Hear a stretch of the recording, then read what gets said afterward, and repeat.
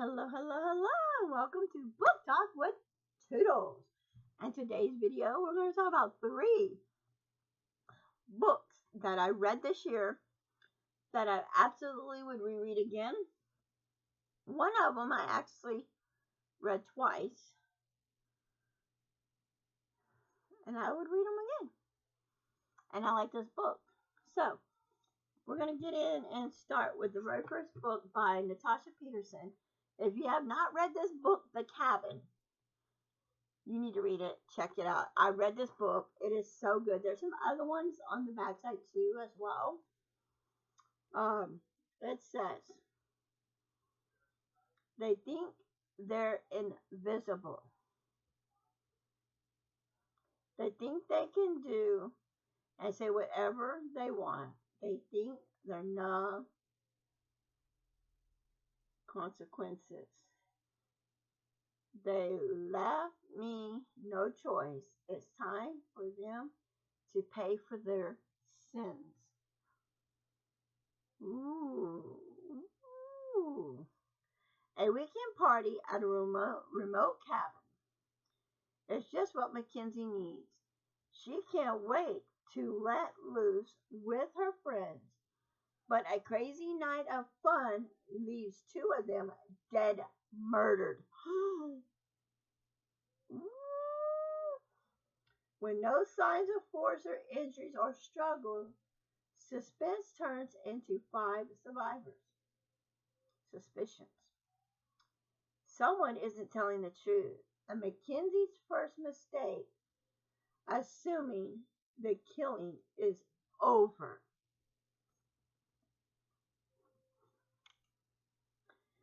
I read this book. Oh my God, it had me on the edge of my seat. I was reading it and I was literally like, I'm just going to pretend. And I was reading, blah, blah, blah. And then also,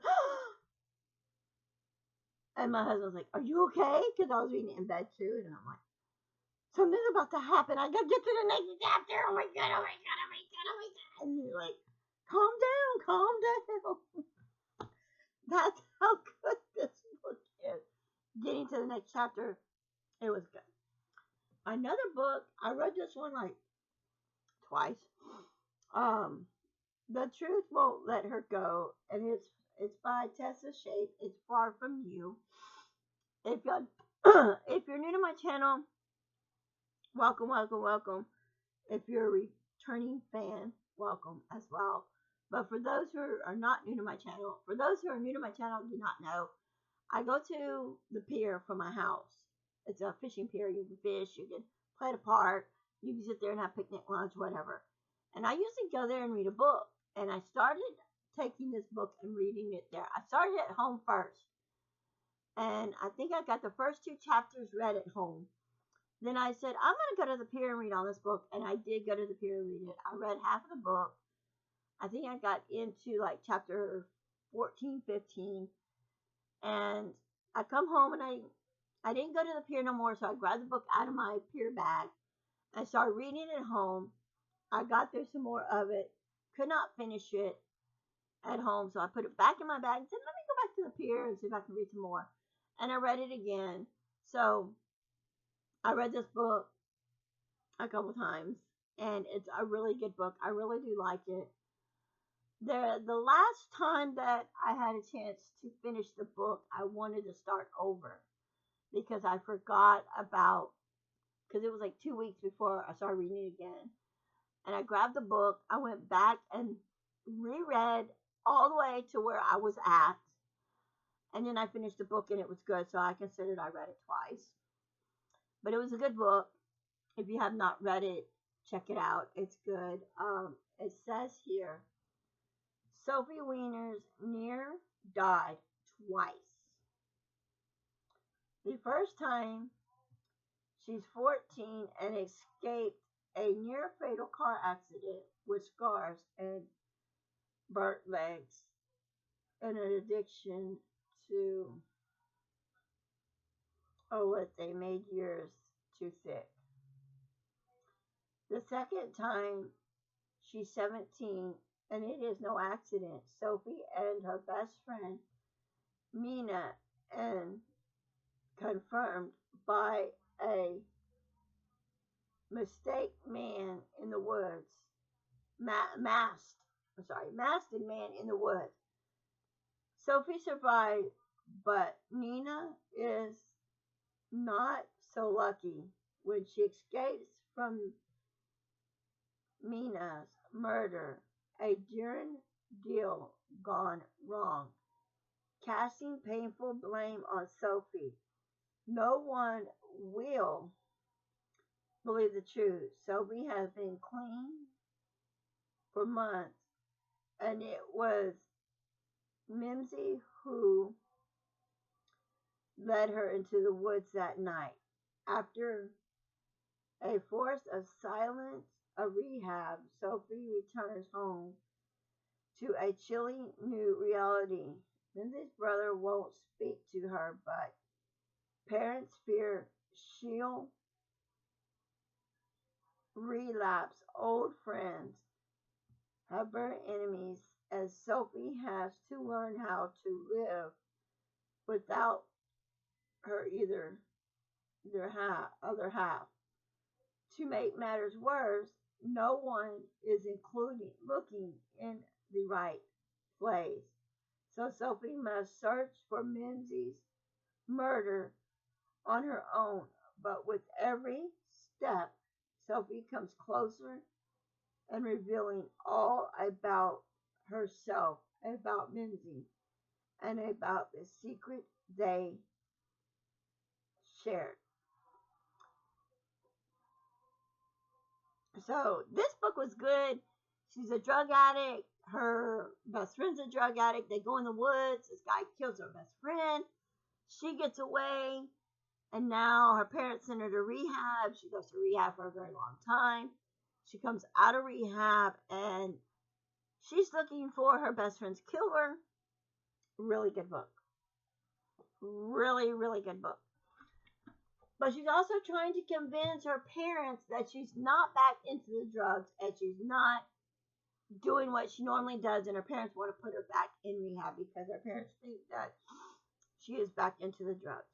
My most favorite book this year that I read surprises me because I did read The Love Hypothesis by this author and I did not like it.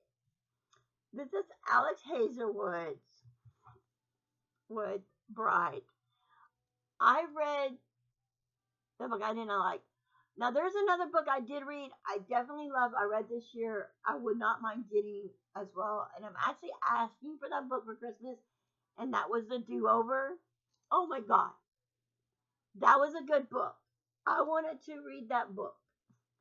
But I love Bride. I definitely want to reread Bride again. I will probably read it again this year. For Far From You and The Cabin, I actually want to read these books as well. I want to wrap these books up and put them in my mystery bookshelf up here when I get some of these books done. Let me read the synopsis of this book real quick. A Vampire Bride. Okay. Mystery Larks, daughter of a powerful vampire councilman, is an outcast. Her days of loving anyone, mostly among the humans, are over.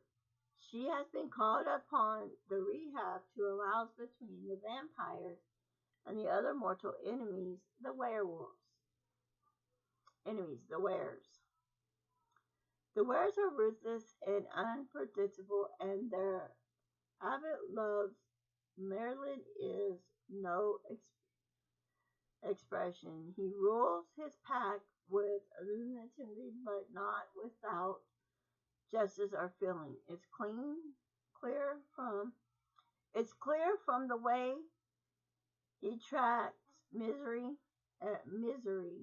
every moment that he doesn't trust her. If only he knew how Right, he was. Misery has her own reason to agree to his marriage and conference reasons that have nothing to do with political analysis and everything to do with the only thing she ever cared about, and she is willing to do whatever it takes to get back what's hers.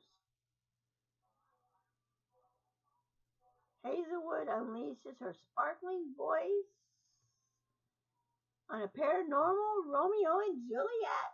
And I love this book. I would read this book again. I definitely want to read it again. I'm not going to wrap this book up and put it in my mystery books to read. It'd probably be a book I'd just grab off my shelf and read. So I hope you enjoyed this video.